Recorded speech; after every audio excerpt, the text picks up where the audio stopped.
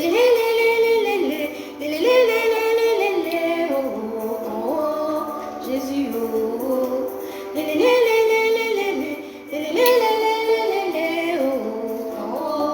Jésus,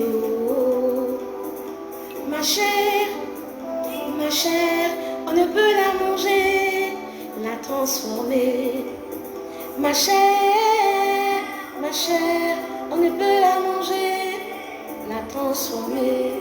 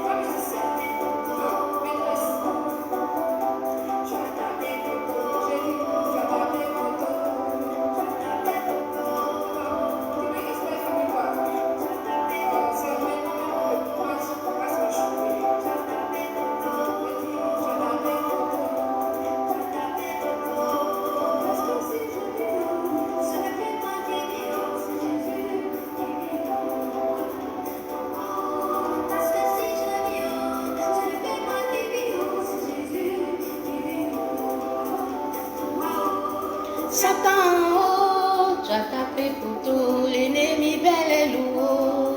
Tu as tapé pour tout, bel et lourd.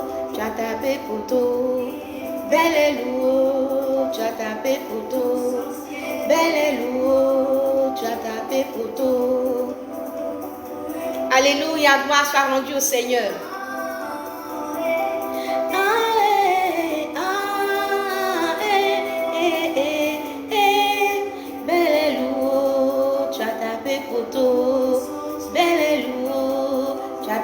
Pour tout, bel et lourd, tu as tapé pour tout.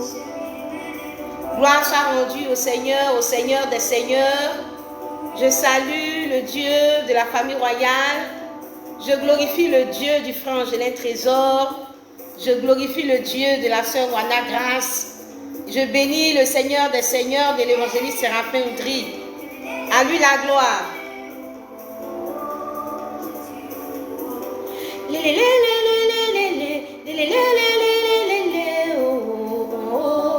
Jésus, oh, ma chair, on ne peut la manger, la transformer. Ma chair, on ne peut la manger, la transformer. Moi-même, ma chair, je dis que ma chair, on ne peut la manger, la transformer. Moi-même, ma chair, je parle de ma chair, on ne peut la manger, la transformer. Mon amour ne peut être capturé parce que si je vis ce n'est plus moi qui vis c'est Jésus qui vit en moi, parce que si je vis ce n'est plus moi qui vis c'est Jésus qui vit en moi, Satan, tu as tapé pour tout, l'ennemi bel et lourd. Tu as tapé pour tout, sorcier bel et lourd. Tu as tapé pour tout, ennemi bel et lourd. Tu as tapé pour tout, hypocrite bel et lourd. Tu tu as tapé pour tout. Sorcier, bel et loup, tu as tapé pour tout. Gloire et honneur à notre Dieu. Merci Seigneur des Seigneurs, merci le Dieu vivant. Nous glorifions le nom du Seigneur. Nous élevons le roi des rois, le Seigneur des seigneurs. Nous rendons gloire et honneur à notre Dieu. À lui la gloire, à lui l'honneur, à lui le règne, à lui la louange, à sa majesté, le roi premier. À notre Emmanuel le grand, au Dieu de la famille royale, soit honneur, gloire, louange d'éternité en éternité. Béni sois-tu, Seigneur des seigneurs. Bien-aimés, nous continuons encore notre conseil de famille. Et nous sommes en fin d'année 2021. Et aujourd'hui, je crois que nous sommes le 15 décembre.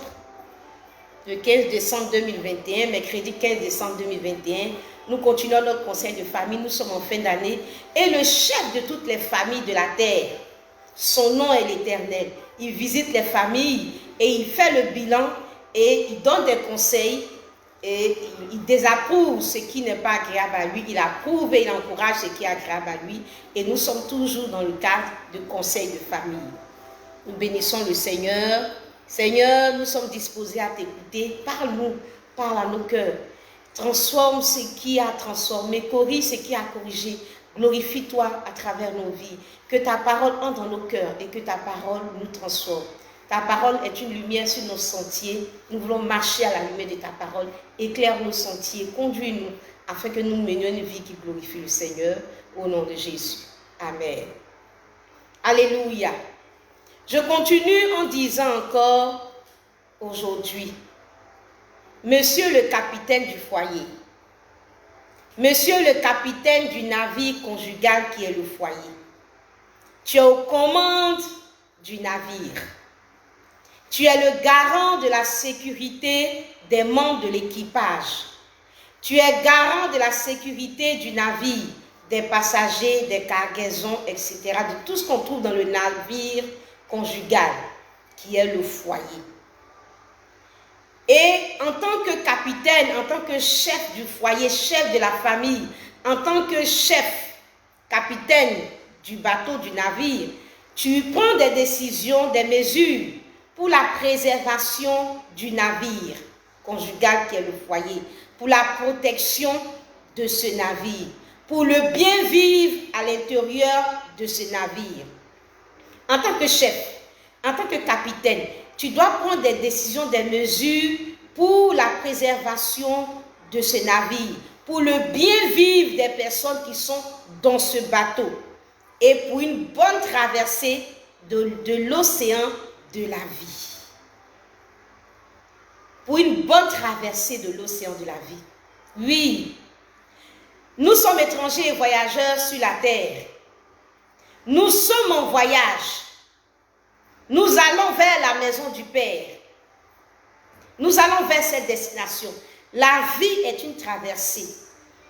Et en tant que chef de famille, tu dois travailler en sorte que les passagers, les membres d'équipage, tous ceux qui font partie du navire, de la famille, la femme, les enfants, et tous ceux qui gravitent autour de notre famille puissent vivre une bonne traversée de la vie, puissent faire une traversée dans la paix, dans la joie, sur l'océan de la vie. Et le capitaine, qui est l'homme, qui est le chef de famille, qui est le chef de maison, qui est l'époux, doit faire tout son possible pour que la traversée se fasse bien. Pour que la traversée se fasse bien. Chef de famille, époux, tu as une grande responsabilité. Dieu t'a établi comme le capitaine de la maison. Et en tant que capitaine, tu as une grande responsabilité. Le capitaine, c'est le chef. Dans un navire, le capitaine représente l'État, le capitaine représente l'armateur, le propriétaire du navire. Et donc, le capitaine représente Dieu. Dieu qui est l'armateur, Dieu qui est le propriétaire du navire, Dieu qui est le propriétaire du foyer, Dieu qui est le créateur du mariage, Dieu qui est l'initiateur du mariage. Quand il a fait le mariage, quand il a créé le foyer, il a établi l'homme comme chef, comme capitaine de ce navire. Si nous prenons le foyer comme un navire, alors l'homme est le capitaine. Et le capitaine est le représentant de Dieu. C'est le représentant premier de l'armateur qui est Dieu, du propriétaire de ce navire conjugal. Il est le premier représentant de Dieu dans la famille parce qu'il est le chef de la famille. Et donc, je peux dire à quelqu'un dans une famille, tu cherches Dieu. Tu cherches Dieu. Je peux dire à quelqu'un dans une famille, tu cherches Dieu. La Bible nous dit ceci en Jean le chapitre 14. En Jean le chapitre 14.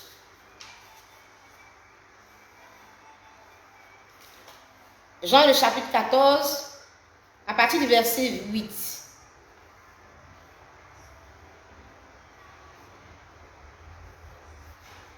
Et je lis même à partir du verset 7. Si vous me connaissiez, vous connaîtriez aussi mon Père. Et dès maintenant, vous le connaissez et vous l'avez vu. Philippe lui dit, Seigneur, montre-nous le Père et cela nous suffit. Montre-nous le Père et cela nous suffit. Jésus lui dit, il y a si longtemps que je suis avec vous, et si tu ne m'as pas connu, Philippe, celui qui m'a vu a vu le Père. Comment dis-tu, montre-nous le Père? Ne crois-tu pas que je suis dans le Père et que le Père est en moi?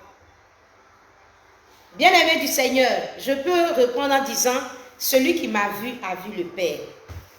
Et je dis à quelqu'un, dans le cadre du foyer que j'ai représenté ici par un navire, dans le cadre donc du navire conjugal, celui qui a vu le capitaine du navire a vu l'armateur, c'est-à-dire le propriétaire du navire. Tu cherches Dieu, mais il suffit seulement de voir le chef de famille, alors tu verras Dieu.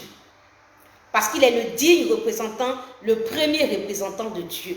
Tu cherches Dieu, tu es un enfant, tu cherches Dieu, tu vois Dieu à travers le capitaine.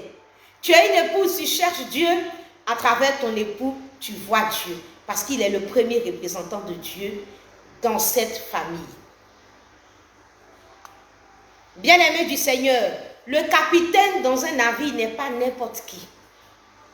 Le capitaine dans un navire, c'est le premier représentant de l'armateur, du propriétaire du navire. Et comme c'est Dieu qui a créé le mariage, qui a créé le foyer, l'homme est le premier représentant de Dieu dans son foyer. Donc si on cherche Dieu, on doit voir Dieu à travers l'époux, à travers le chef de famille. C'est pourquoi le péché du chef est d'une grande, en tout cas gravité, est très grave. C'est pourquoi la mort spirituelle d'un chef, c'est quelque chose de très grave. C'est pour cela, bien-aimés du Seigneur, quand hier nous avons lu les Saintes Écritures, nous avons vu que Ève a été séduite par le serpent. Elle a été séduite par le serpent, elle a pris le fruit, elle en a mangé. Mais la Bible ne précise rien. Et la Bible nous dit ensuite qu'elle en a donné le fruit à Adam et il a mangé. Et quand il a mangé, la Bible nous dit que les yeux de l'un et de l'autre s'ouvrirent. Ils ont vu que c'était nu, ils étaient nus et ils sont partis se cacher. Et donc je peux dire que quand Ève a mangé, rien ne s'est passé. En tout cas, la Bible ne précise rien. Et donc je peux dire que les conséquences n'étaient pas perceptibles. Mais quand Adam a mangé, alors leurs yeux se sont ouverts. Et leur nudité a été visible. La nudité de leur âme a été visible, a été mise au grand jour. Je vais dire à quelqu'un en ce jour, je vais parler à mes bien-aimés, mes rois et mes reines, à la famille royale, et vous dire que le péché du chef entraîne la mort. Le péché du chef entraîne la mort. Bien-aimés, il suffit même de nous référer à 1 Chronique 21. Nous pouvons voir, quand le chef David a péché, nous pouvons voir tout ce qu'il y a eu comme conséquence. En 1 Chronique 21, dans l'épisode du dénombrement. Quand Adam a mangé, les yeux se sont ouverts sur leur état. Et la machine du péché a commencé à faire grand bruit. Elle a révélé leur nudité et ils ont commencé à se cacher. Leur péché était maintenant découvert. Et Dieu vient et Dieu pose la question à Adam. Adam, où es-tu? Est-ce que tu as mangé du fruit défendu? Dieu pose la question à Adam en tant que chef. Il s'adresse à lui d'abord et c'est ce qui est logique. Aujourd'hui, si Dieu vient dans une famille, quand rien ne va, quand il y a un souci, quand Dieu vient, la question est à poser d'abord au chef de famille. Et donc, le Seigneur pose la question, l'Éternel pose la question à Adam. Qu'est-ce qui se passe dans cette famille? Et Adam dit à Dieu, c'est la femme que tu as mise auprès de moi. Donc, on veut comprendre que Adam ramène Dieu à sa femme. Il trouve que c'est la femme qui est responsable de tout ce qui se passe. Et lui, il se désengage en tant que chef, en tant que capitaine d'un bateau. Le capitaine qui meurt spirituellement à bord d'un navire. Le capitaine qui meurt spirituellement à bord d'un navire. Le capitaine qui est le chef de famille dans un foyer et qui meurt spirituellement par le péché, crée vraiment le désordre, crée la panique au sein même de ce navire. Le capitaine qui meurt spirituellement à bord de son navire, à la suite d'une infection, par exemple, de l'adultère, à la suite d'une infection du désordre conjugal, du désordre sexuel, par exemple, crée le désordre, le chaos dans sa famille. Un chef de famille qui se retrouve, par exemple, dans un désordre sexuel, il crée le désordre dans sa famille, il crée le chaos dans sa famille, il crée la désolation dans sa famille, il crée la mort dans sa famille. Et les membres de l'équipage sont déboussolés et ils ne savent pas quoi faire. Le péché du chef. Elle n'a plus le fruit, elle a mangé. La Bible nous dit que quand Adam a mangé, la suite, c'est que leurs yeux se sont ouverts, ils ont commencé à se cacher, etc., etc. Je dis encore et je répète à un chef de famille, quand ça ne va pas, je dis encore à un chef de famille, si tu dois tomber, tu dois être vraiment le dernier à tomber. Je ne souhaite même pas que tu tombes, mais si tu dois tomber, tu dois être le dernier vraiment à tomber. Mais malheureusement, tu es souvent le premier à tomber. Imaginez un capitaine dans un bateau et il est le premier à tomber dans l'eau et mourir. Comment le membre de l'équipage, les passagers, comment ils vont se sentir? Ils seront déboussolés, ils seront attristés, ils seront paniqués. Et chaque fois qu'un chef de famille se vaut dans le péché, meurt spirituellement, se retrouve dans un état qui est loin de plaire à Dieu, la famille est dans un chaos total. La famille est dans un chaos total. Et au lieu que le capitaine du bateau soit le dernier à tomber, au lieu que le capitaine du bateau soit le dernier à tomber, si en tout cas il doit tomber, généralement, et en tout cas le plus souvent, on voit que c'est le capitaine du bateau, c'est l'homme, le chef de famille, qui est le premier à tomber, le premier à avoir une vie qui n'honore pas le Seigneur, le premier à avoir le désordre, le premier à prendre des maîtresses, à traumatiser les épouses, à traumatiser les enfants, le premier à dilapider les biens et à faire des choses qui ne sont pas d'une bénédiction pour la famille. Capitaine, premier à tomber dans l'eau, à mourir spirituellement, à pécher, à détruire la famille. C'est toi qui vas prendre une maîtresse pour traumatiser femme et enfant. C'est toi qui vas dilapider les biens pour traumatiser tes enfants. Et encore, personne ne peut te parler. Parce que tu te comportes comme Dieu dans la maison. Personne ne peut te parler. Tu n'as pas de compte à rendre à qui que ce soit. Tu traumatises, tu es tyran dans ta maison. Et souvent, les gens sont étonnés.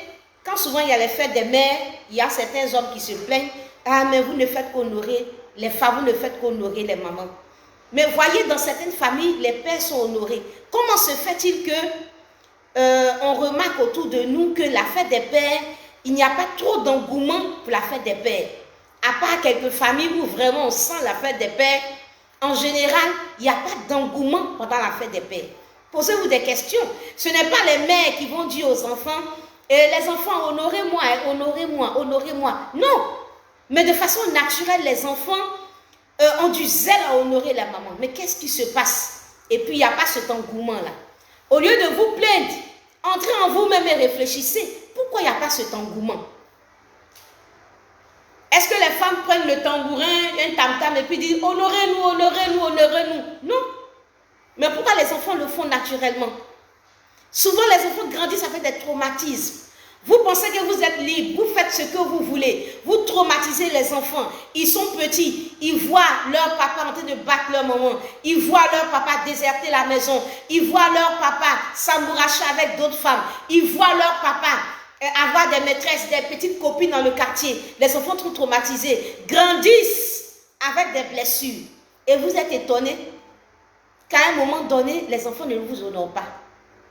Quoique je n'encourage pas les enfants à ne pas honorer les pères, je les encourage à le faire. Mais je vous dis que vous devez comprendre pourquoi est-ce que les choses se passent comme ça. C'est parce que les enfants sont blessés par une vie qui n'honore pas le Seigneur, une vie du Père qui n'honore pas le Seigneur. Tu es le capitaine du bateau. Tu dois avoir une bonne conduite. Tu es le capitaine du bateau. Quand ça ne va pas, Dieu vient vers Adam.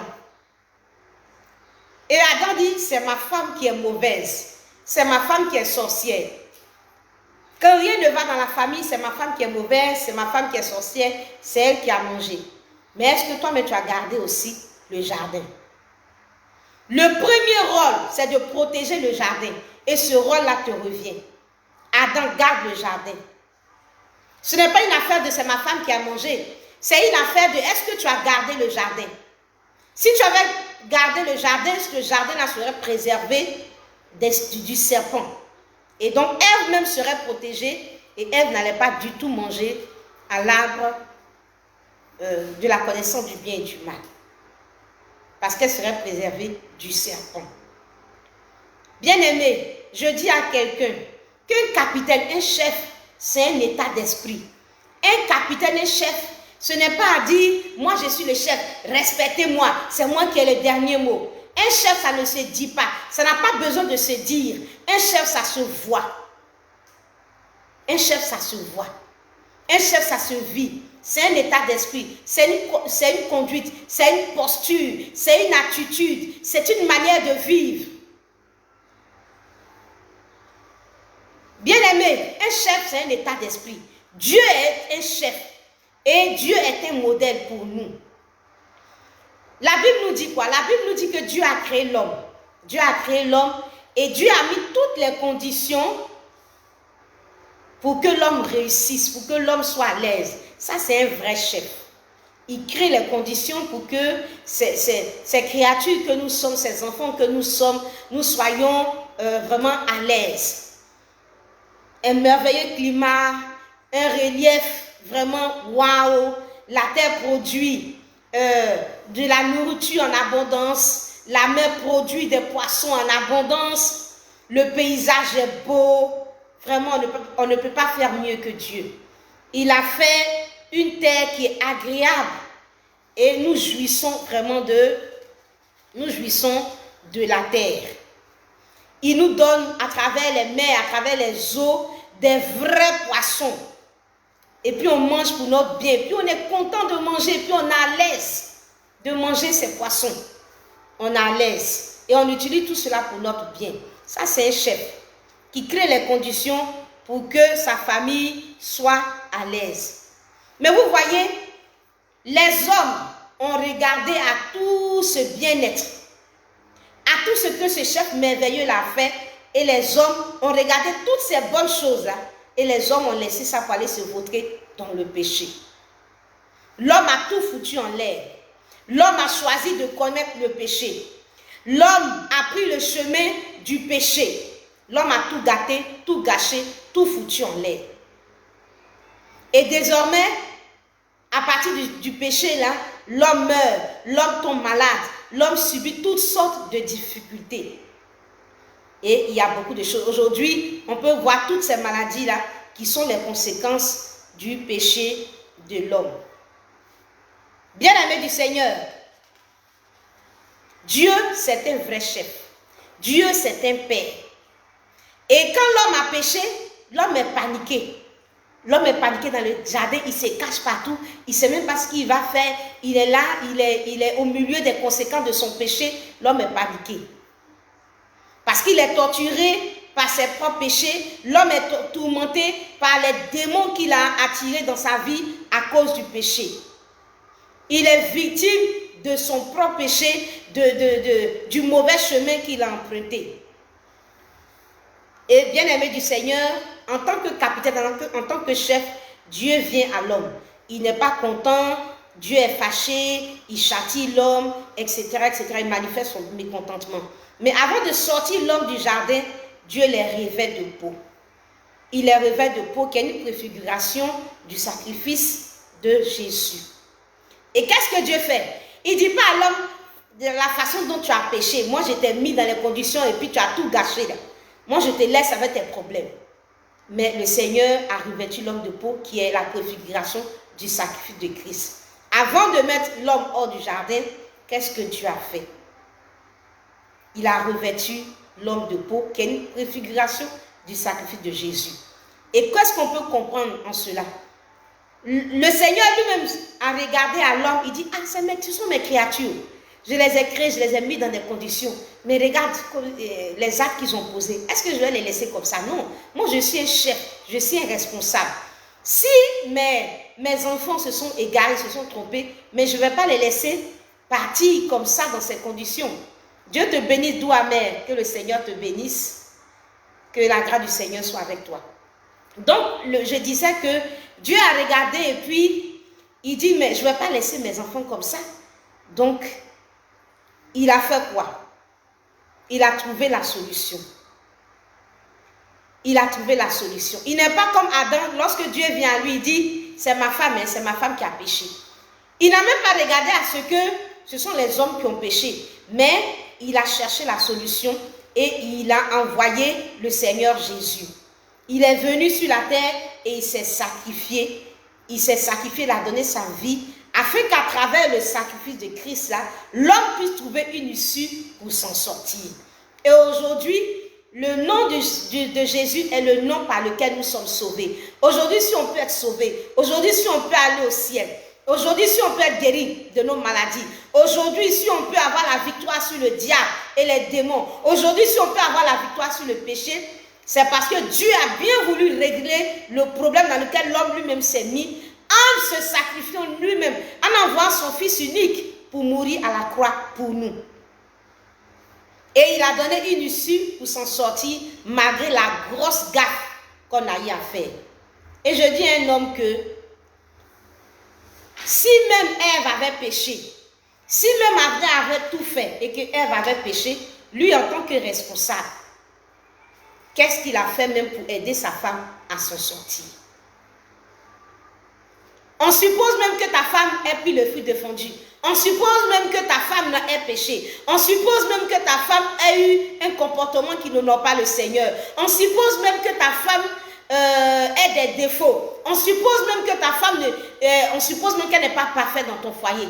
Mais toi, en tant qu'homme, en tant que capitaine du bateau, en tant que chef de la famille, qu'est-ce que tu fais pour l'aider à s'en sortir, pour l'aider à avoir une conduite qui soit bien? Quel est l'apport? Qu'est-ce que tu lui apportes? Quel est ton apport? Bien-aimé du Seigneur, la Bible nous dit, en 1 Pierre, le chapitre 2, et je lis ceci, 1 Pierre, le chapitre 2, à partir du verset 21. Et c'est à cela que vous avez été appelés, parce que Christ aussi a souffert pour vous, vous laissant un exemple afin que vous suiviez ses traces. Lui qui n'a point commis de péché et dans la bouche duquel il ne s'est point trouvé de fraude. Lui qui injuriait ne rendait point d'injures, maltraitait ne faisait point de menaces, mais s'en remettait à celui qui juge justement. Lui qui a porté lui-même nos péchés en son corps sur le bois, afin que mort au péché, nous vivions pour la justice. Lui par les meurtrissures duquel vous avez été guéris. Bien-aimés, lui n'a pas commis de péché. C'est nous qui avons péché. Dans sa bouche, il ne s'est pas trouvé de fraude. Mais il a été injurié, maltraité. Et tout ça, parce qu'il voulait porter nos péchés en son corps. Je veux même supposer que dans ton foyer, ta femme ne soit pas parfaite.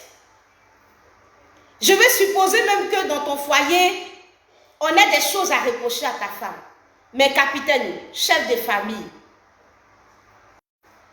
bien-aimé du Seigneur, mais Adam, lui, il dit, c'est la femme qui a péché.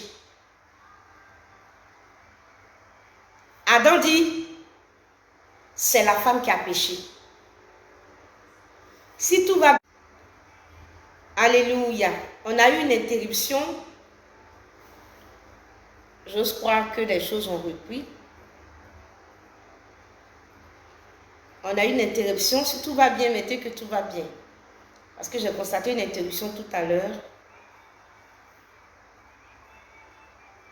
Et j'espère que la vidéo continue. Est-ce que tout va bien?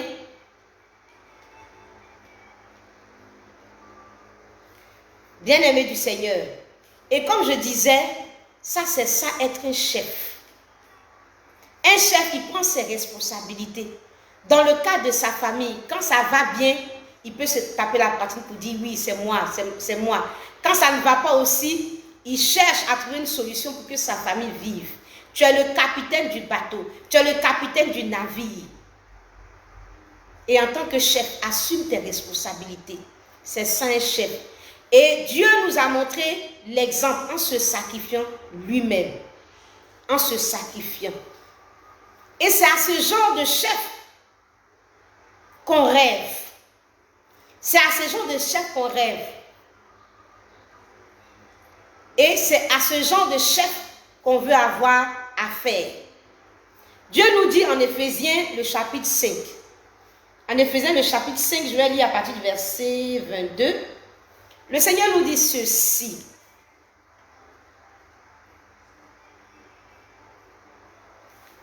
Éphésiens 5.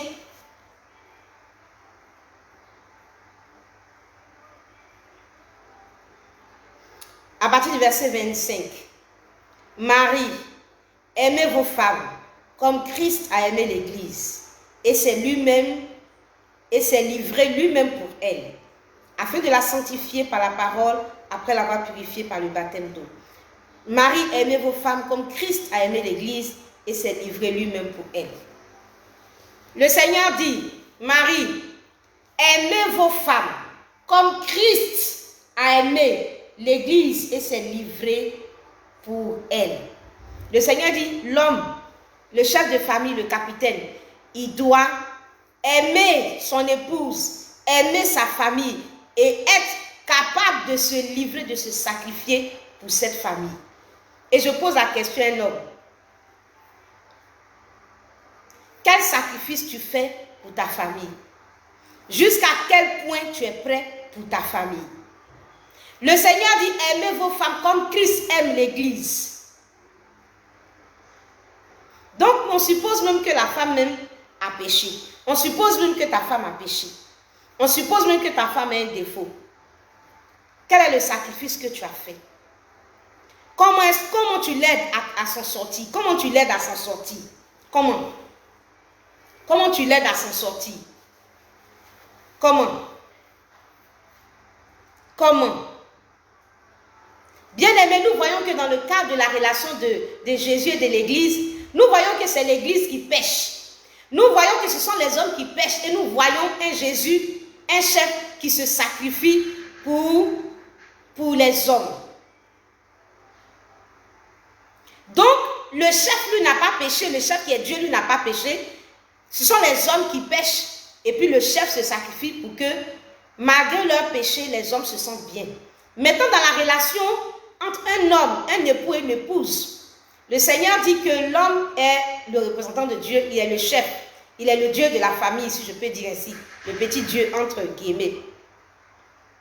Et tu vois que dans la relation de Dieu et des hommes, ce sont les hommes qui pêchent et Dieu qui est le chef, lui, il se sacrifie. Entre Dieu et puis l'homme, qui fait souffrir qui? C'est l'homme qui fait souffrir Dieu et c'est Dieu qui accepte de se sacrifier. Et donc dans le foyer, normalement en tant que chef, en tant qu'un homme, c'est ta famille, c'est ton épouse, ce sont tes enfants qui doivent peut-être déconner et puis toi tu dois accepter de te sacrifier, de souffrir pour eux, pour les aider à s'en sortir. Leurs défauts et puis leurs péchés ne doivent pas te donner de pouvoir fuir. Si tu as l'image de Christ, comme Christ aimait l'église, ton épouse doit pouvoir pécher, tes enfants doivent pouvoir pécher, et puis toi, tu supportes leurs péchés, tu les aides à s'en sortir, tu te sacrifies pour eux. Entre Dieu et puis l'homme qui fait souffrir, qui fait du bien. Et toi qui as la place de Dieu, tu as la place de Christ, normalement c'est toi qui devais faire le bien, mais malheureusement, c'est toi qui fais souffrir. Et c'est contradictoire. Toi qui devais être à la place de Dieu, ta femme devait être en train de pécher, tes enfants devaient être en train de pécher, et puis toi, tu vas les corriger, tu vas les aider à s'en sortir. Au lieu que ce soit comme ça, pour toi c'est le contraire. C'est-à-dire c'est toi qui fais souffrir ta femme et tes enfants. Et puis c'est eux qui doivent se sacrifier pour toi. Toi qui as la place de Dieu, c'est toi qui fais souffrir ta femme et tes enfants. Et je peux dire que c'est contre nature. Et je veux dire aujourd'hui que maintenant, c'est la femme qui doit faire l'effort. Et les enfants qui doivent faire l'effort de ce qu'ils font l'effort. La femme fait l'effort de se tenir bien. Dans certains foyers, la femme fait l'effort de se tenir bien, d'être soumise à son mari, d'aimer son mari, de rechercher le bien de son mari. Les enfants sont corrects. Et c'est le papa, lui, on peut dire qu'il est en brousse, comme on le dit encore du fois ici. Le papa est en brousse. Le papa est garé dans le péché. Le papa se vaut dans le péché. Il ne se tient pas bien. Il ne prend même pas ses responsabilités.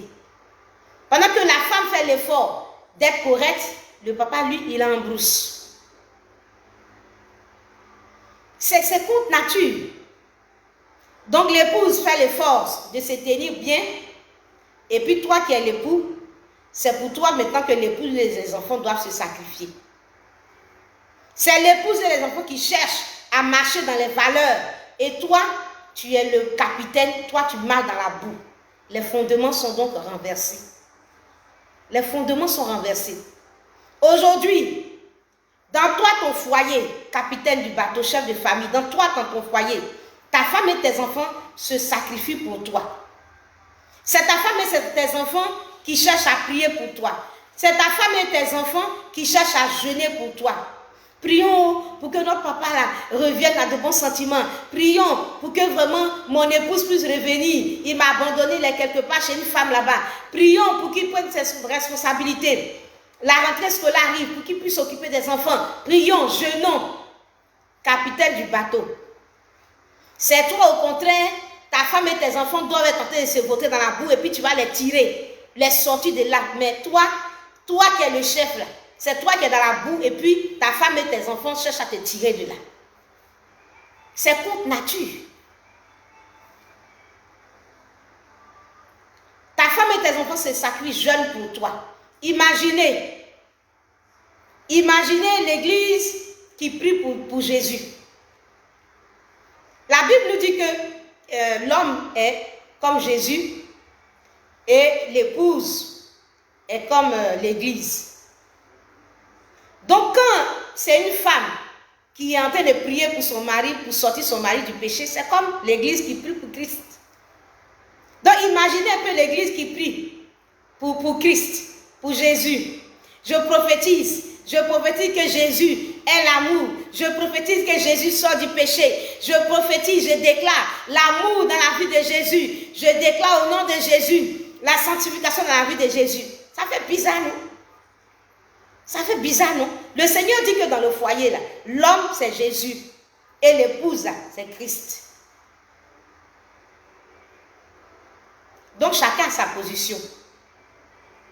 Maintenant, dans le foyer, entre guillemets, de Jésus et de l'Église, c'est l'Église qui fait des bêtises et puis Jésus se sacrifie. Mais dans le foyer que nous on voit aujourd'hui, là, c'est le Jésus, entre guillemets, qui est le chef de famille, le capitaine, c'est lui qui fait des bêtises, et puis l'Église, qui est l'épouse, là, puis cherche à sortir l'époux, le capitaine, de la boue. Donc, imaginons l'Église en train de prier pour Jésus. J'établis au nom de Jésus l'amour dans le cœur de Jésus. Je déclare que Jésus sort du péché. Je déclare au nom de Jésus. Jésus sort de là. Tu quittes le péché. Tu sors du péché. C'est contre nature. Aujourd'hui, ce qui se passe, les fondements sont renversés. Homme, chef de famille, capitaine, prends ta place. Prends ta place de chef, de capitaine.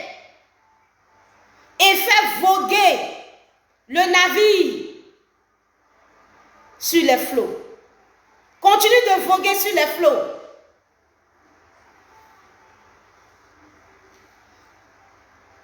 Marie aimait vos femmes comme Christ a aimé l'Église et s'est livré lui-même pour elle. C'est Christ qui prie pour l'Église. C'est Christ qui se sacrifie pour l'Église. C'est Christ qui sauve l'Église. C'est Christ qui fait du bien à l'Église.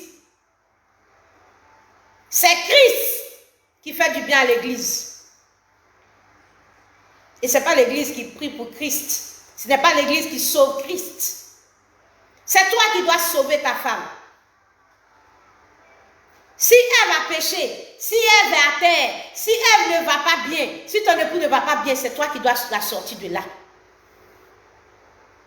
C'est toi, homme, qui dois veiller, qui doit corriger, qui doit conduire. Je veux te dire,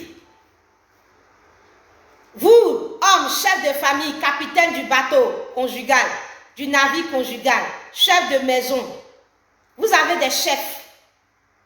Et c'est à quel genre de chef vous rêvez? À quel genre de chef? Vous rêvez à des chefs d'État qui vont changer vos conditions de vie, qui vont améliorer vos conditions de vie. Des chefs qui ne vont pas vous écraser. Des chefs qui ne seront pas des tyrans, mais des chefs qui vont œuvrer pour votre épanouissement. Pas des dictateurs, mais des gens qui travaillent au bien-être de leur peuple et de leur population. Bien-aimés du Seigneur, c'est à ce genre de chef-là que vous rêvez, n'est-ce pas? Et je suis en train de vous dire aussi que vos femmes aussi ont le même rêve.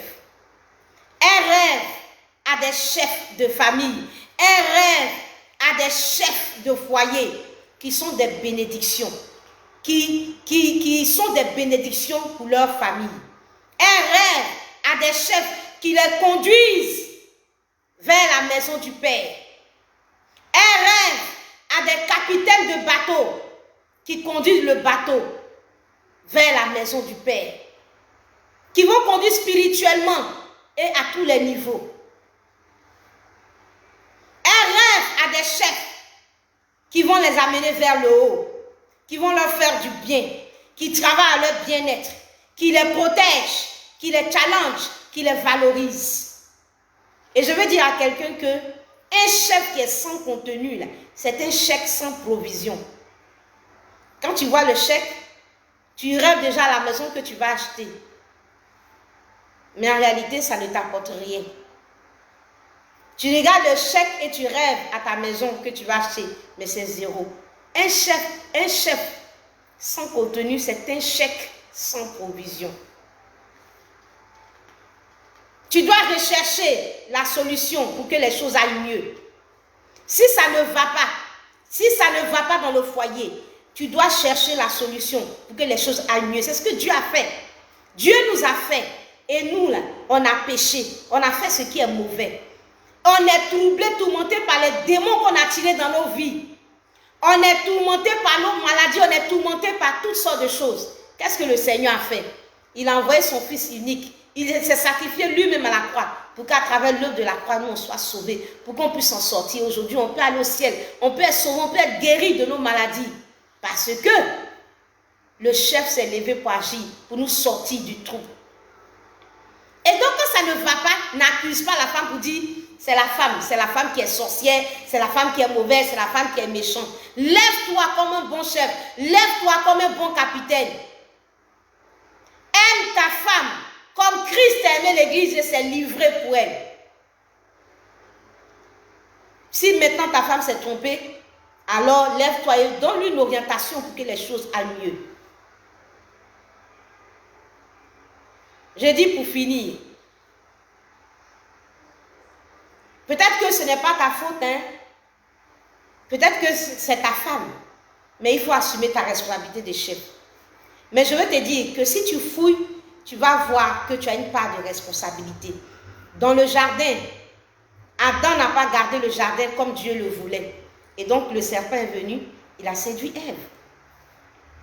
Le chef, il doit rechercher à créer les conditions de l'épanouissement des siens.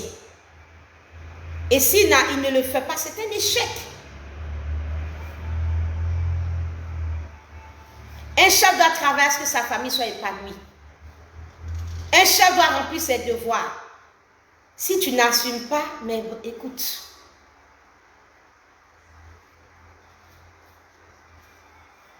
Je suis en train de te dire, pour terminer, prends tes responsabilités. Prends tes responsabilités. Parce que tu es un homme et puis on ne sait pas où tu vas. On ne sait même pas ce que tu fais. Et quand ta femme veut se construire, tu trouves qu'elle ne te respecte pas. Quand tu veux lui imposer une vie trouble, quand on ne sait même pas la vision que tu as, ton argent ne sait jamais ce que tu fais avec. Bon, on ne sait même pas où tu vas. La certitude que cette épouse-là a, c'est qu'à partir du milieu du mois, tu vas lui dire de se débrouiller avec les enfants. La certitude que cette femme a, c'est qu'à la rentrée scolaire, si tu as fait peut-être quelque chose, tu as payé l'inscription des enfants, et puis tout le reste de l'année, c'est la femme qui doit se débrouiller avec ses enfants. La certitude qu'on a, c'est que à peine tu commences quelque chose, tu ne vas même pas jusqu'au bout. Je dis, pour finir à ce chef de famille, à ce capitaine, fais une escale de ravitaillement spirituel. Il faut t'arrêter. Fais une escale de ravitaillement spirituel. Parce que l'armateur, qui est le propriétaire du bateau conjugal, l'exige. Dieu l'exige. Arrête-toi. Fais une escale de ravitaillement spirituel. Pour renouer avec les valeurs divines. Pour renouer avec Dieu. Et marcher dans les valeurs divines. Parce que tu es en train de traverser l'océan de la vie. Mais dans quelle direction? Et pendant que tu traverses l'océan de la vie, il faut que tu ailles en direction du ciel. Il faut que tu ailles dans la volonté de Dieu. Il faut que tu marches vers la maison du Père. Pendant que tu fais le voyage, toi qui es le capitaine, il faut faire un arrêt. Parce que l'armateur l'exige. Parce que Dieu veut que tu fasses un arrêt. En cette fin d'année 2021, fais un arrêt. Il faut détourner le navire de la mauvaise voie. Il faut le détourner au large de la parole de Dieu. Détourne ce navire-là vers le mouillage, au large de la parole de Dieu. Il faut fixer le bateau solidement dans la parole de Dieu. Il faut amener le bateau à s'asseoir dans la parole de Dieu. Il faut détourner le navire vers le mouillage au large de la parole de Dieu. Il faut faire un arrêt. Et puis, il faut te connecter à Jésus. Et il faut connecter tout le bateau, toute la famille à Jésus. Et je crois que vous allez partir tranquillement, continuer de voguer sur les eaux, sur l'océan de la vie, tranquillement vers la destination du Père, en toute tranquillité. En toute tranquillité. Que Dieu nous bénisse et que la grâce du Seigneur soit avec vous. Je vous embrasse, je vous aime. À demain par la grâce du Seigneur. Laissons le Seigneur nous transformer. Voilà, je salue Abou Grolo, Eden Dylan, Abigail Sieso. Je vous embrasse, Douamer, je vous embrasse. Je vous embrasse tous, soyez bénis. L'évangéliste Linda, l'évangéliste Séraphin, Je salue tous les bien-aimés. Grâce Wana Atubwali. Je salue tous les bien-aimés. La servante de Dieu Genèse Lima, la sœur Sieso Amina Abigail. Tous les bien-aimés, que Dieu vous bénisse. La sœur Ange Accro, la chantre Onésime. Bisous, bisous à vous. Que Dieu vous bénisse. À Jésus la gloire. Au revoir. Que Dieu vous bénisse et que la grâce du Seigneur soit avec vous. Au revoir. À demain par la grâce du Seigneur.